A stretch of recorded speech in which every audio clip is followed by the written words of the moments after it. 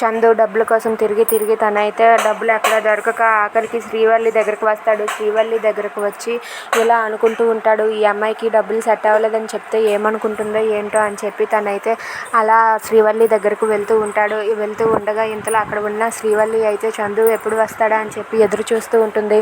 అలా ఎదురు చూస్తున్న శ్రీవల్లి అయితే చందు రాగానే ఒక్కసారిగా చాలా హ్యాపీగా ఫీల్ అవుతుంది. ఇక చందుని చూసి ఏంటి డబ్బులు తీసుకువచ్చారా అని చెప్పి అడుగుతుంది. దాంతో చందు అయితే లేదు డబ్బులు కుదరలేదు అని చెప్పి అంటాడు. దాంతో అక్కడ ఉన్న శ్రీవల్లి అయితే డబ్బులు కుదరలేదు, ఆ డబ్బులు కుదరకపోతే మన పెళ్ళి జరగదు, ఇప్పుడు ఎలా, నేనైతే మిమ్మల్ని చూడగానే మిమ్మల్నే పెళ్లి చేసుకోవాలనుకున్నాను, జీవితంలో నేను ఇంకెవరిని ఇష్టపడలేను, మిమ్మల్నే నా భర్తగా నేను అనుకున్నాను, మీరే నా సొంతం కావాలని అనుకున్నాను, ఇప్పుడు డబ్బులు కుదరకపోతే మన పెళ్ళి ఆగిపోతుంది కదా అని చెప్పి తనైతే చాలా బాధపడుతూ చందుని పట్టుకొని ఏడుస్తూ ఉంటుంది. అది చూసి చందు అయితే ఏం చేయలేక మౌనంగా ఉండిపోతాడు. ఇక శ్రీవల్లి దగ్గర నుండి వెంటనే చందు అయితే ఒక సేటు దగ్గరికి వెళ్తాడు. ఆ సేటు అయితే చందుని చూసి ఏంటి చాలా రోజులకు వచ్చారు అని చెప్పి అంటూ ఉంటాడు.